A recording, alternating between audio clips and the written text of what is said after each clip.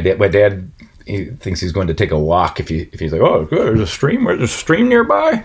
Well, let's go take a walk and see what's in the stream. And I was like, no, that's my record for you. If your cross-section of interests include fishing, the national, and embarrassing stories about meeting the president, not the current one, a good one, then you are in the perfect place with tonight's Midnight Chats. Thank you for streaming episode 97. My name is Greg, and this evening's guest is Matt Berninger. We dialed each other up on the final day of August of this year, bank holiday here in the UK. Matt was in his garage studio in California. I was in the corner of my living room in northeast London. And the main reason we were chatting is that Matt has a solo album, his first solo album, coming out on Friday the 16th of October. It's called Serpentine Prison. And like the rest of us in 2020, it hasn't exactly gone the way that Matt was thinking.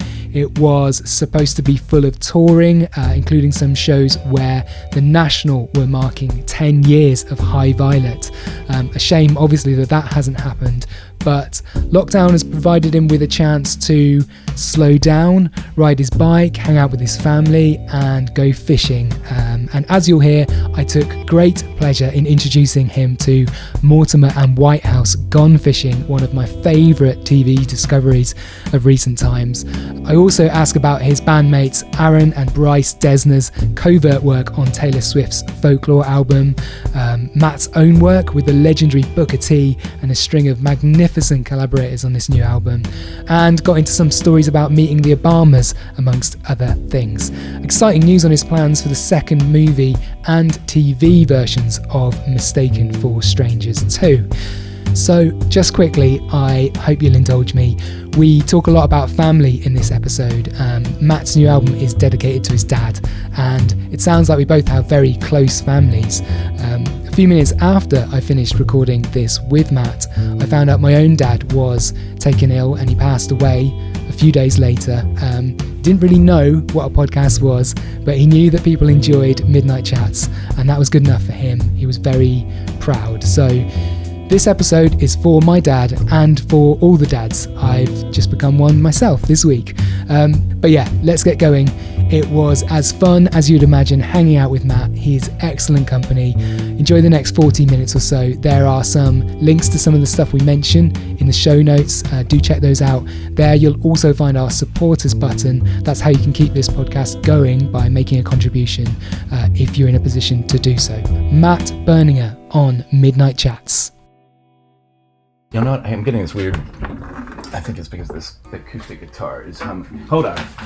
Did you hear that That's hum? fine. Oh yeah, there it goes. I could hear it like a little, yeah. Yeah, that was the acoustic. I was like, what is that? That's the acoustic guitar, which I can't play. It makes that noise though. I should just record. And it looks good. Just record that. Your study is lovely, by the way. Is this a study? Or is this like this is my garage? This is my man cave / dojo / This is actually the garage behind my brother's house.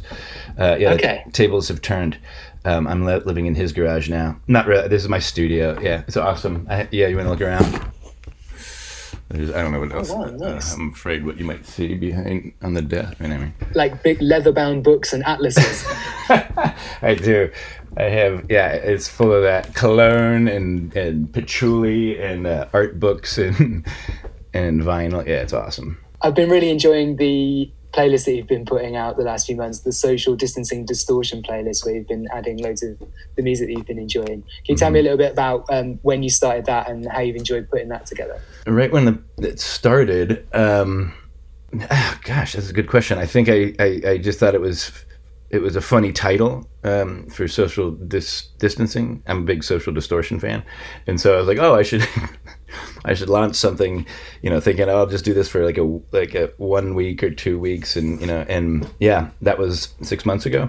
So and I kept doing it, and I got addicted to making playlists, and so I stopped that one a few weeks ago.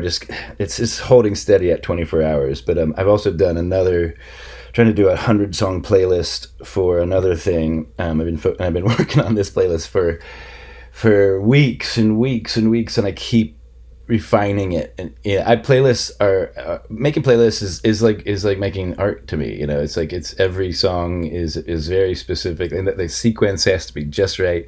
My playlists usually implode on shuffle. Just although the sequence only makes sense to me, but that doesn't really matter. But when I first came across the playlist that you were making, the first few tracks, I was like, wow, this is an introduction to Matt's taste. It was like Dizzy Rascal, Fix Up, Look Sharp. I even kind of copied Dizzy's Boy in the Duck Corner cover for my cover a little bit. I was inspired by it. How he's just like, oh really? Well, how he's sitting there on the floor in the corner, and he's just like, boy in the corner.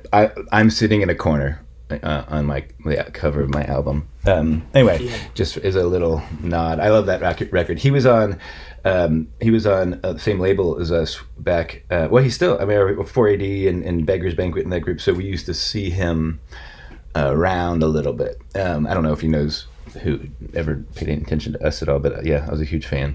Yeah, how do they come together? Do you sort of like, do you rummage through Spotify, like looking through different sort of playlists and algorithms, or do you pick stuff that you know is already? Sometimes there's a lot of songs on those playlists that have just popped up because once you start a playlist, then it suggests more things that you like, and I would say like 1 out of 10 are just sometimes are discoveries from my own playlist, right? My own So yes, the algorithm, I guess.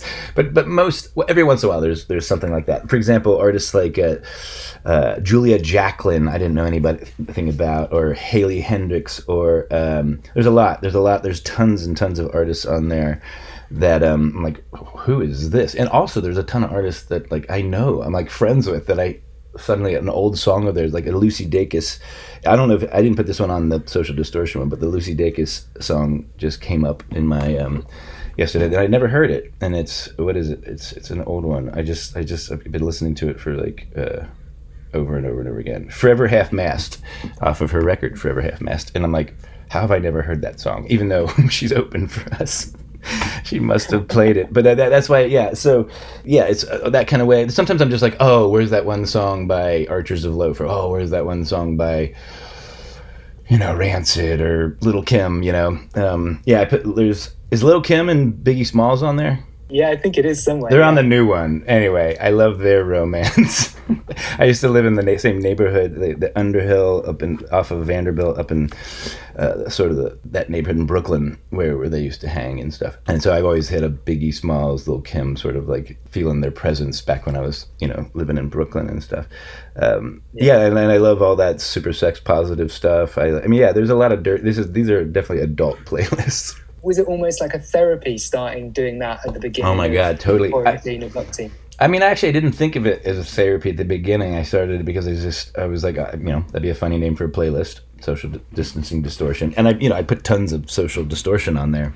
Yeah, but then it became, and since then, music throughout this last 6 months, music and books and art books and stuff have definitely been, I think, for me, the thing that's kept me most centered and grounded and kept me positive and optimistic. And I really, really, really, really get a lot out of all kinds of art. And just, I'm a Catholic, and I actually get a lot out of the Bible. There's a lot in there I hate, but I kind of consider records and art books and movies and, as they're all works of art. The Bible's a great work of art that provided great guidance, and then the industry ruined it. So the religion industry or whatever. So now music and painting and movies and that stuff is genuinely where I find guidance. It's like Nick Cave. I've gotten more from Nick Cave than the Bible, and Nick Cave just has devoured the Bible inside and out. He knows every tool of the Bible to tell stories. And so I definitely, art is where I find wisdom and expression and catharsis. Yesterday I went into central London for the first time in months. I'm speaking to you from home in northeast London, so it's not very far away. It's a short tube journey. And that's felt quite strange, although it's a bank holiday where I am. And I've been on a long tube journey in my mind lately, but anyway, that's a good name for a song. Short tube journey. Yeah. Anyway, go ahead.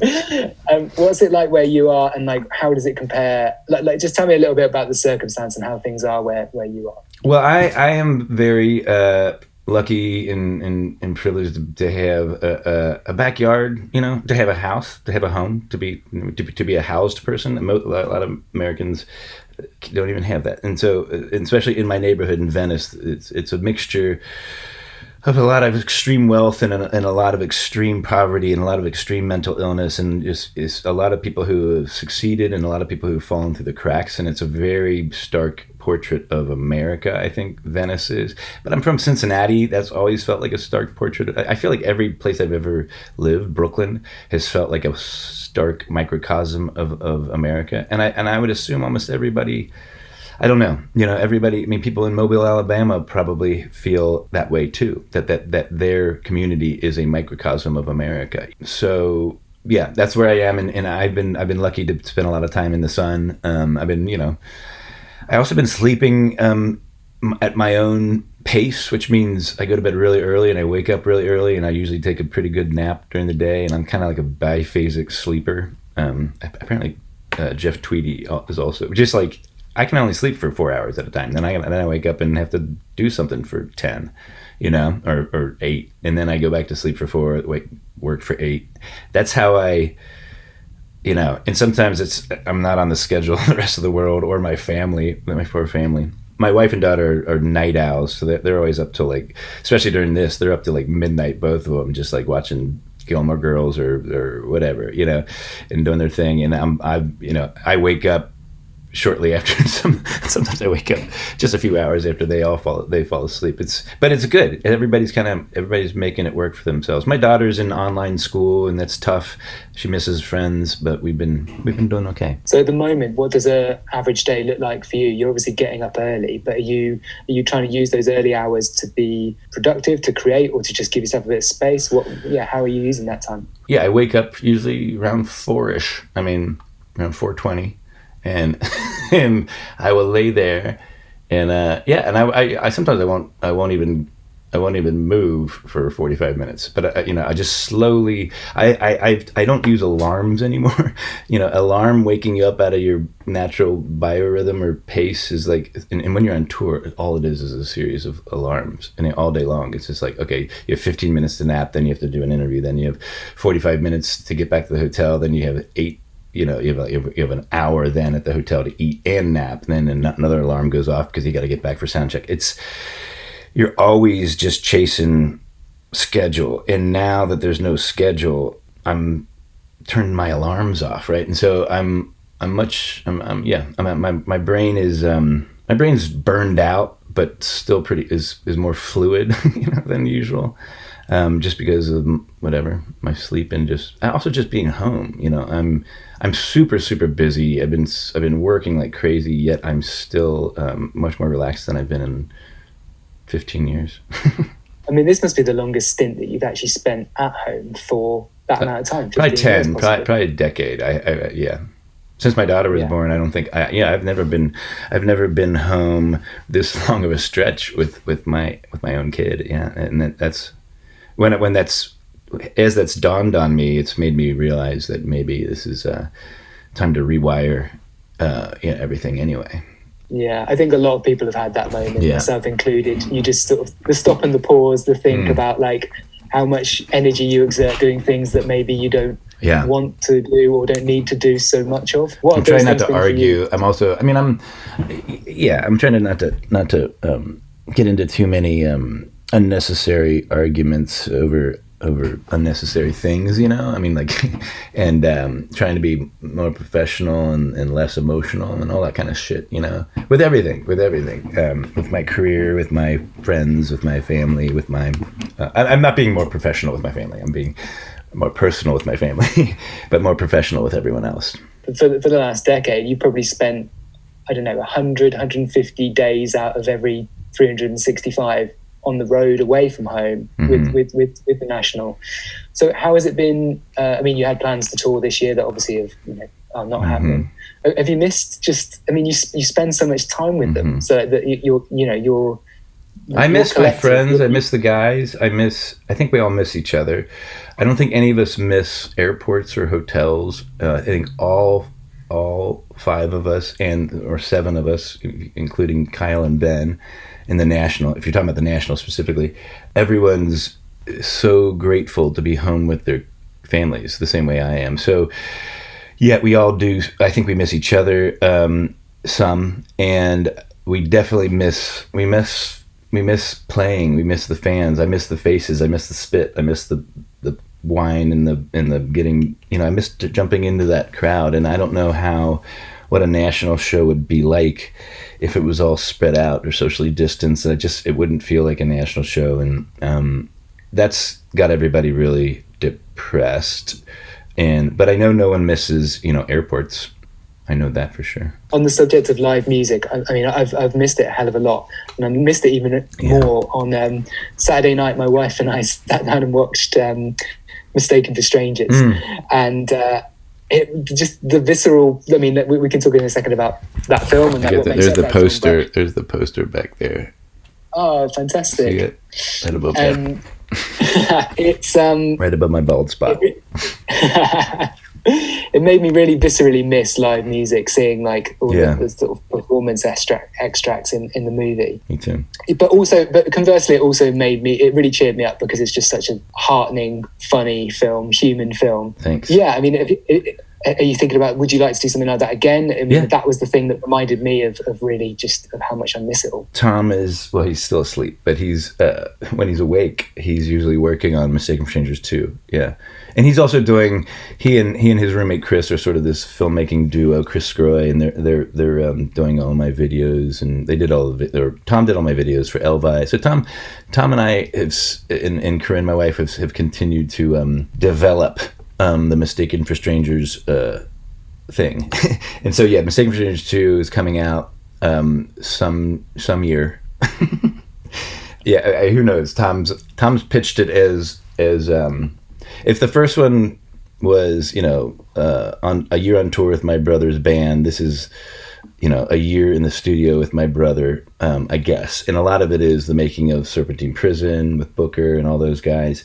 But then, as much as Mistaken for Strangers 1 was about the national or a tour, I think this one goes off that narrative quickly into other things. And this one, the tables have sort of turned where whereas the first one, Tom was, struggling with his direction, and I was there trying to whip him into some sort of direction, maybe too aggressively. This one is the tables have turned where Tom's more that providing support for me and guidance for me through some rough stuff, a little bit. I mean, that's kind of that's how he pitched it to me, and I haven't seen anything.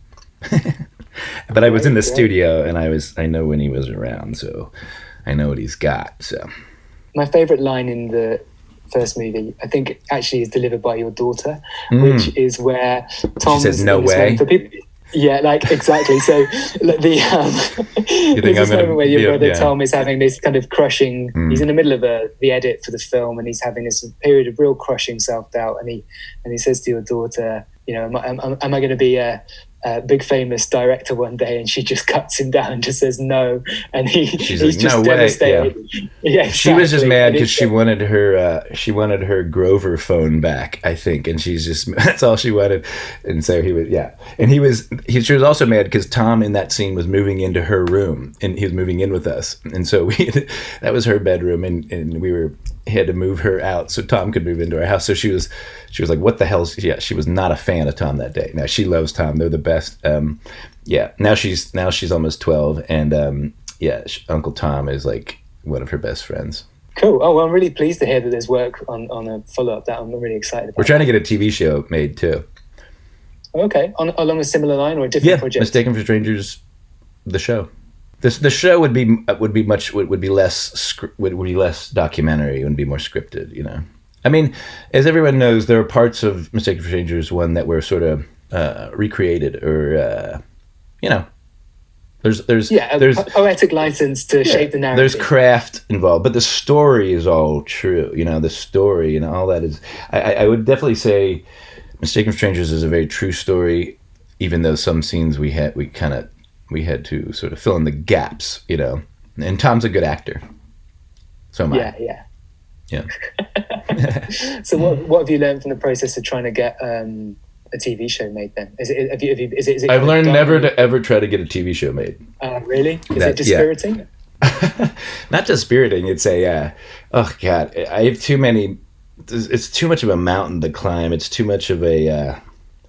Yeah, I mean, we've taken versions of Mistaken for Strangers. We've gotten this close, you know, with Netflix, all of them, with all the players, the Hulus, the all of them, the HBOs, and it's been fun.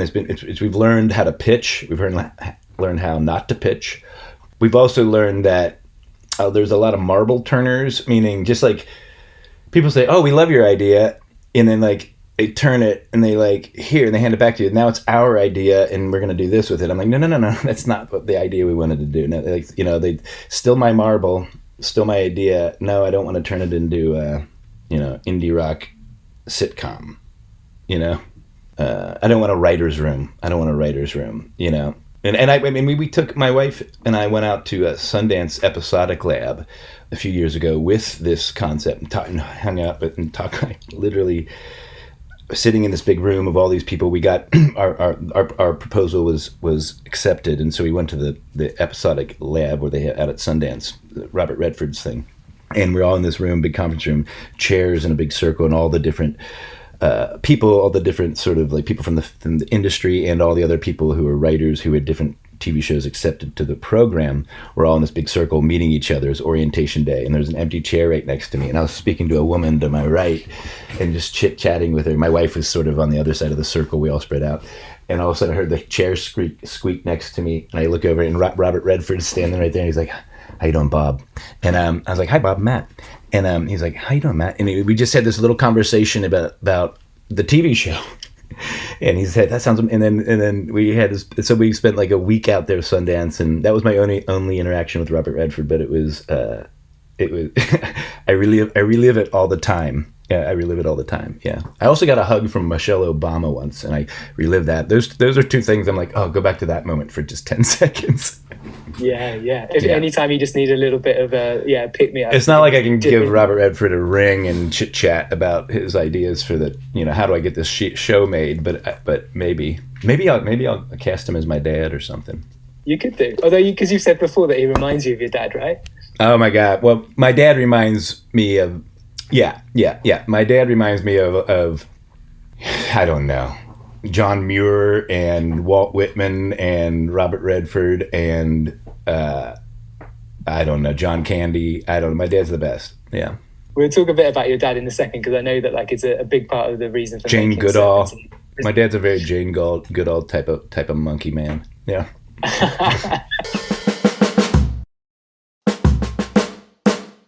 Let's talk about Serpentine Prison. So it's your first solo album, but it's kind of rooted in family, the sort of origins of the inspiration and the reason for kind of wanting to do it. But can you just tell me a little bit about how originally you'd intended this as being like a collection of covers, right? You'd amassed a group of songs that you really wanted to do versions of, and that was sort of in your mind for quite a while, and you wanted to do that, and it hasn't turned out like that, obviously. But tell me a little bit about the original plan. Well, it did turn out like that record with covers.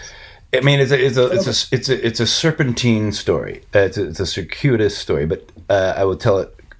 So about 12 years ago, I got an email inviting me to sing on a Booker T record called "Road from Memphis," and to do a duet called "Representing Memphis" with Sharon Jones that Booker's daughter Olivia wrote the lyrics for. And I couldn't believe I got that email, and so I said yes, and went down one day to a studio in Lower Manhattan and went into an elevator, and I don't know if the elevator went up or down in this building, because it was like one of those weird buildings that just has a studio somewhere, a small studio somewhere in it. And but the elevator doors open. Lauryn Hill was standing there. She let me get out, and then she got in and left. I was like, I think that was Lauryn Hill. Then I go in the room, and there's Questlove, and Lou Reed had just left. Sharon Jones came bursting in, just like a sunshine and tornado at the same time, you know. And then And I was only there for about 3 hours, and Booker and his wife and his dog, everybody, it was just so warm, and it was a chaotic thing. And I hit it off with Booker, and we recorded, and Sharon and I sang right into the same microphone live, and we only did a few takes, and he's just like, go, go, go. He's being in the studio with Booker is like being in a swimming pool with a dolphin or a whale who just knows, but it's like being in the ocean, with a whale, and just follow the whale. He's incredible. And so jump 10 years, and I was really thinking about, it's time to make this covers record. And it was right before Christmas of 2018. My dad and I had been arguing a lot and fighting a lot. And that particular Christmas, my dad's birthday is Christmas, December 25th, by the way. So I was up in Seattle where my sister lives, and my parents live there now, and my whole family was there. And my dad and I I spent most of the time in the hot tub and not talking to anybody for good reason. And no, it was not that bad. And my dad and I, but they moved out of Cincinnati, and they sold our house, and just I was a little bit raw about all that, about the house and stuff. And so that's when I was like, you know what, I can't talk to my dad right now, but I'm gonna make him something for Christmas. I was joking, I was gonna make him a TV show or a thing or something, and I posted something about it, and then I realized, you know what I should do? I should make a covers record like Stardust, because that's his favorite record. And I figured out that I remember that Booker produced and arranged Stardust. And then I had to oh my God, I know Booker. So on December 18th, I wrote to him. That's because I saw the email. I went to his website, bookertjones.com, and there's a big management button. Clicked on that and said, hey, this is Matt Berninger. I worked with Booker a long time ago. I was wondering if he'd want to play or help me make a covers record, because I'm a big fan of Stardust, blah, blah, blah. Wrote his daughter, who's now his manager, wrote back the next day, said he'd love to, and that's how it started. And then we worked on covers for a while, and then I also had a bunch of half-baked sketches with a bunch of people from my first band, from the National, from Elvi, from my favorite band, the Walkmen, just old friends, just like tons and tons of friends. And I had these, and I started sharing those with him, and he's like, well, let's also start focusing on those. And so when we went into the studio about I'd say almost a year after that email, we had a bunch of covers and a bunch of originals ready to go in and do, and we did it all in 14 days, and everybody came to Venice and was in and out, and Booker played that role of that sort of shepherd inside of a chaotic tornado, or that person. Everybody just followed him, and I needed somebody with more presence and more, just someone that everybody I needed the record to sound of one piece. I wanted you to be able to sound the room, hear the room. Booker T and the MG's records are just, I always say this, you can hear the musicians look at each other, and that's what it's like with Booker. And we did it so fast, because we'd do three or four takes, and he's like, okay, that's the one. And I was like, are you sure? And he's like, oh yeah. He's like, we could get it a little better, but we'd waste so much time, and nothing's supposed to be perfect. And the confidence just to move fast. So we did a bunch of covers. We did a Cure cover. We did a Morphine cover. We did a Betty Swan cover. We did a Eddie Floyd cover. We did a Velvet Underground cover. We did some other things that I pretend are covers but are originals, and that's all coming out in the deluxe. So it's all coming out together. The cast of players that you got together for that 14 days, like you just described, just sounds like total magic. And what an amazing opportunity for you to sort of to assemble those people. We're talking about people like Gail Dorsey, of course, who played with David Bowie, Booker himself, like you say, Andrew Bird, like all of these. Mickey Raphael. Mickey Raphael plays harmonica. He plays harmonica on Stardust too. He plays harmonica on every classic with Dylan. He plays harmonica. He's all over it too. He's incredible. So the first morning of those sessions, you walk in, all these people are there.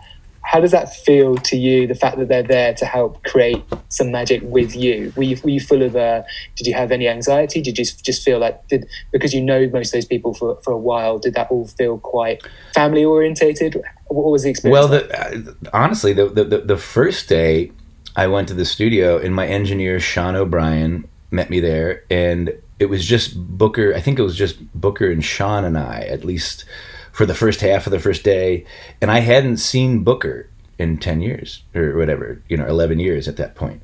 we'd been exchanging files through email, and he'd been working on all the arrangements. The arrangements were pretty done, but he was putting it all into, so everybody had music in front of them, even though most of the players don't really read music but he made sure that was all written. So he was like pro capital P producer. He did so much work, so much prep before we got in there, and I hadn't seen him. So the first day was just waiting for, and then when Booker and his daughter arrived, and Tom filmed, it was like I hadn't, and it was just like it wasn't until he walked in and because we got him a little Airbnb, and his son Teddy lives not far away, and Teddy was in there a lot, and that was the first day of just like, oh my God, he's really here. This is actually happening.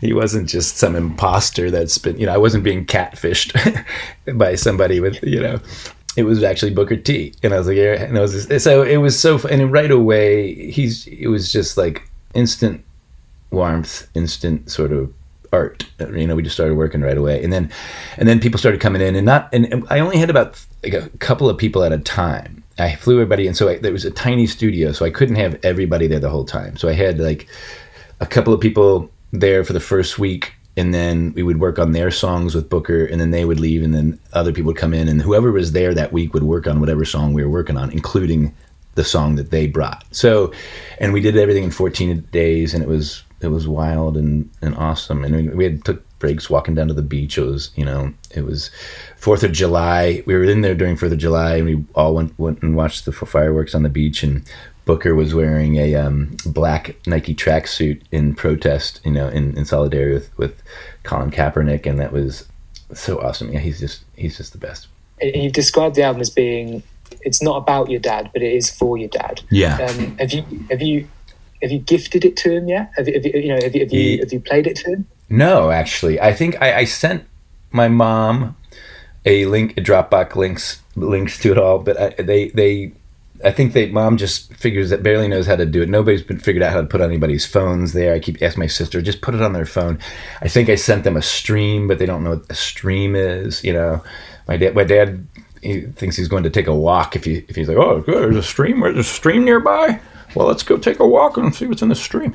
And I was like, no, that's my record for you. And anyway, yeah. So, but they've heard it, they love it, and I talked to my dad. I've been talking to my dad a lot lately during COVID, and my parents, and been really it's been really nice. I've always been really close with my mom and dad, and my sister and my brother. My sister Rachel, who was not in Mistaken for Strangers, the first one, and only because we didn't get anything that we could use where she was in it. She was so mad that she wasn't in it. But they're the best. I have a very, very, very close family. COVID's made me really, I think I was quite protective over my parents before COVID, but it's made me really, like, I don't know if it was like the same for you in the early days when it was like lockdown.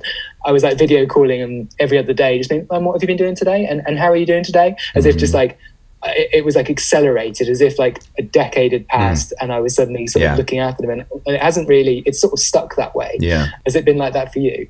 Well, my parents are so funny. Like I just send them, I just call my mom. I was like, hey, are you still alive? And we just make fun of it. And and they're like, I am. Let me check on your father, and she's like, yeah. So it's a lot of dark humor about all that's the Berningers always sort of just managed to take the darkest things and find what's bright about them, and just learn how to lean into them. And I learned that from both my mom and my dad a lot. And they're very different people. And my mom's Irish, kind of from an Irish background. My dad's from a sort of German background, and so a mixture of both. And those sides of the family it's very loving, yet sort of two very different sort of family histories and stuff like that. And so I feel very much a continuation of all that stuff. I feel like family is one of these things that's like extends beyond DNA. Family becomes it's a very fluid word. And what do you think you're trying to say to your dad with this album? Is it because you mentioned that you were arguing quite a bit over the family home. I think it's just an album. It's not, like I said, I'm not trying to communicate to him. I'm writing about myself, in a lot of different things, and I think he'd like it. He's a big fan. He's a big fan of the National. He's a big fan of everything. My mom is just obsessive. My mom comes to every show and in front row screaming every word, and my dad likes to sit back and just kind of watch everybody else watch me. He loves that. So it's not about him at all, but I just knew he would like it. And all those people you kind of reeled off earlier in terms of like who your dad reminds you of, the like Robert Redford and Jane Goodall, etc. Like, is that just because he's got the characteristics? Like, what characteristics has he passed down to you? Well, he's a lawyer. Professionally, he's a lawyer. He's oh my God, I could tell so many funny stories about my dad. My dad worked at a caddy shack, Western Hills Country Club caddy shack, at which I ended up working at that caddy shack too for a while when I was in high school. And when he was in high school, Pete Rose, the baseball player for the Cincinnati Reds, maybe one of the best, possibly the best baseball player of all time, but he's not in the Hall of Fame because he bet on baseball and he's a controversial character. Pete Rose is west side of Cincinnati, just like my dad. And my dad was the guy was older, and my dad was running the caddy shack, literally the caddy shack, and he was closing the snack bar, and he was closing it down, and he was about to leave, and Pete Rose, who's just kind of a notorious West Sider, Cincinnati West Sider, comes, who's younger than him, and comes busting in and demanding something from the snack bar. My dad's like, we're trying to leave, and he said no, and Pete Rose pissed on the counter. And so and so what happened after that is there are mixed histories, but my version is that then my dad beat the piss out of Pete Rose. But anyway, I don't know exactly what happened, but my dad and Pete Rose didn't get along in high school. That's my dad. And then, my dad is also the guy who's just like, he's in a golf league, and all of his friends in the golf league in Cincinnati are Republicans, and he was the only Democrat, and he's the guy who he just put his fist on the table and stand up and walk out on them, recently, and all his best old friends, he's like, I can't hear what you guys are saying, and it's my dad. He's a badass. His best friends, he said, no guys, these guys are all in their 70s, and my dad will still lean into that bullshit. His kids he went to grade school with, and been golfing with for his entire life. He finally just, he speaks honestly to those people too, and he's a hero, man. Your dad sounds fantastic, by the way. I'm guessing, you've always been like really kind of like politically active with the band, and like it sounds like your dad is kind of got strong beliefs in that area as well. Like, we're not that far off. We're a couple of months away from an election now. Not even that long. Yeah. Do you talk to your family a lot about that? Is that, are you tuning into the election much? Are you trying to distance yourself? We don't talk about Trump that much because none of us just want to get. We just get each. Like, my dad is. I'm probably further. I'm further to the left than my dad is, but sometimes we'll argue. Sometimes we will argue viciously about points that we're both we're just so close to each other in terms of our feelings on things, yet we'll fight about minutia, and we're like, we're on the same side, why are we fight? So we actually don't dig into it too much because we'll end up just arguing over, like, we're on this, why are we arguing? So, and the Catholic Church, it's like I have a lot of mixed feelings about the Catholic Church, and my dad does as well, but I have harsher feelings towards it than he does, and he's always trying to explain his perspective on it, and I hear it, but he hears mine. There's a lot of times where we just like, Dad, you're not listening, or Matt, you're not listening. My dad's best advice to me has always been, he's like, my boy, you need to slow down, and I always am trying to slow down, and that's hard to do, but that's always his thing. Slow down. Also, keep a smile on. That's his other thing. He always says. I like that little expression. Mm-hmm. Just remind yourself, keep a smile on. Yeah. Another question on Serpentine Prison. The album opens with a song called "My Eyes Are T-Shirts." Yeah. And I think I wrote that with Scott from the National. Oh, did you? Yeah. Right. The first couple of lyrics of that song, like I hope you don't mind, I was going to read them out. Go ahead. My eyes are like t-shirts, they're so easy to read. I wear them for you, but they're all about me. Is possibly one of my favourite opening lines of any album this year. I had it on this morning. Can you tell me a little bit about that song? Because it's a beautiful way to open the record. I think that song is a lot about honesty and about meaning I'm not a good liar. I'm not a good card player. I have a tell. I mean, Brian Devendorf, anytime I've ever played cards with actually anybody, if I play cards with like bad poker players, they're like, they know my tell within like 3 hands and I don't know what it is. And so for whatever reason, just the truth is always just written all over my fucking face, you know? You can just see it in my eyes, whatever it is. So I generally I don't get away with lying because I'm a bad liar. I think that's what this whole song's kind of about. Earlier on, you mentioned how there's a couple of things that are kind of just firmly in your memory. You that meeting Michelle Obama and getting a hug from Michelle Obama was one. Is it true that when you met Barack That's Obama... That's funny. Go ahead. Yeah. I was going to say, is it true that you called him Mr. President? I did.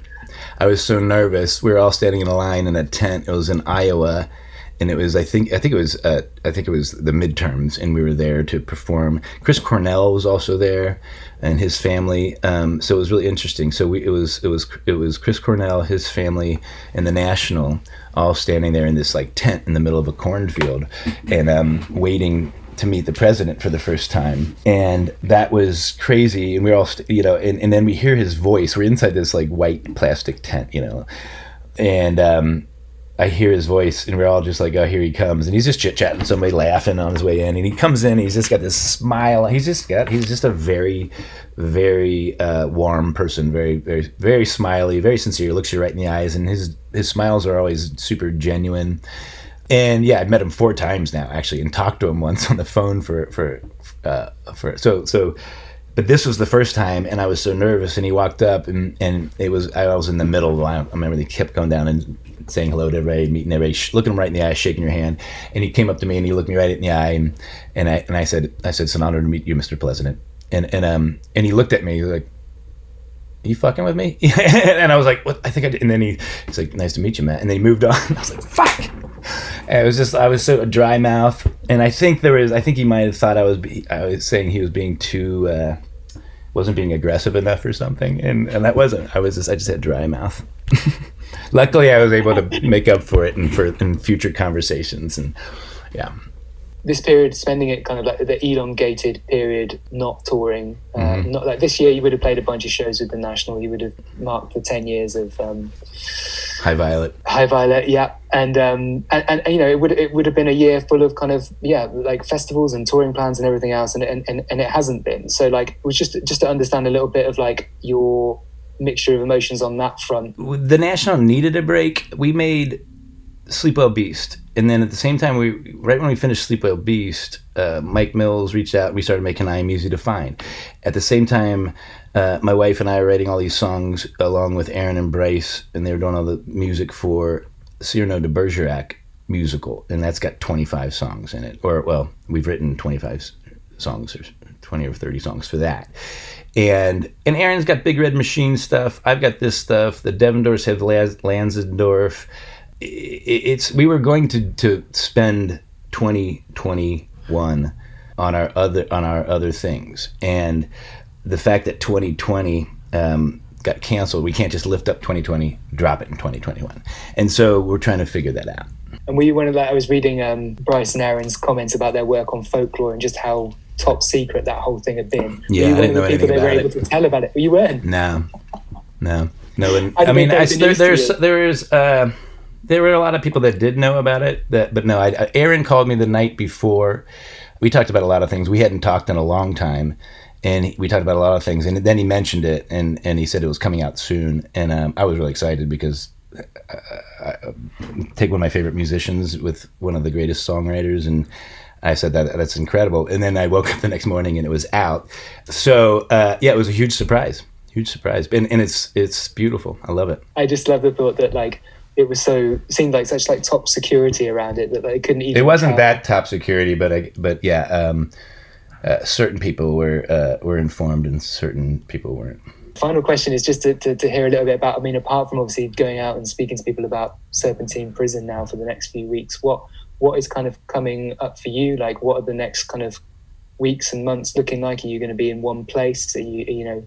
I'm working on playlists, riding my bike a lot. I bought a fishing rod. I've been fishing a few times, haven't caught anything. No success. Well, yes, a lot of success, because most of the point of that is just staring at water without looking like a weirdo, without anybody wondering what you're doing. That's the point. I think that's why people go fishing. And I mean, some people a lot of the guys are out there fishing in the morning because they're feeding their families, you know. And so I'm learning. I'm watching these guys. There's all these Japanese guys that have this really long telescopic line or pole that's like 25 feet long, and with a little, and it's just, and they're putting little peas on the thing, and they're the ones catching the most. The guys with all the reels and I'm not catching anything. So I think I might go to a Japanese telescopic rod with some green peas. It seems to be working for those guys. Yeah, and they keep all the fish and they take it. I think there's certain fish where I fish that you can eat and most you can't. And so I don't know which ones are which yet, so I won't be cooking any yet quite. I used to fish, 3 or 4 times a week for 15 years, or for 10 years, between like age, 6 and 16. I really kind of got into like slow TV during the beginnings of lockdown, like watching stuff that was really like unmentally challenging. And one of my favorite shows is about fishing. And it's the British comedians Paul Whitehouse and Bob Mortimer. No, I don't know this. So they did a show. Paul Whitehouse did a show called The Fast Show many years ago that was a big hit in the UK, like a sketch show. And the whole premise of this show is just simply that these two comedians just go fishing. Like Bob does the picnics, the cooking, and Paul does the fishing. That sounds great. It's just them. That's all it is. But it's such like relaxing, like funny TV. I want to find. Send me what that is. There's also, I'm also was a big fan of Fishing with John Lurie. You ever see that? Where John Lurie from Lounge Lizards, and he fishes with Tom Waits and stuff, and they're all just out. It's dudes just talking shit in a boat, and it's great. I watched. There's a YouTube guy named Bears G, who I think he fishes out of like sort of Northern California or San Francisco area, the Bay Area, and I watch his fishing channel all the time. And I'm relearning how to fish at a higher level by watching this guy. I also just sometimes when I'm too tired to go out and actual fish, I'll just sit there in bed watching other people fish, watching Bears G fish. Anyway. It's the next best thing, isn't it? Watching other people fish on YouTube. Yeah. My daughter's got me watching this show called Get Out of My Room, which is these two people come in and redesign kids' bedrooms. It's really, and their brothers and sisters get to decide like what they think their brother or sister's gonna like. It's awesome. Yeah, it's called Get Out of My Room. Wicked. I'm gonna go and check it out. Well, listen, Matt, thanks very much for doing the podcast. Yeah, it's time for you to get out of my room, I think. And I'm just kidding. This has been great. It's fun. Cool, man.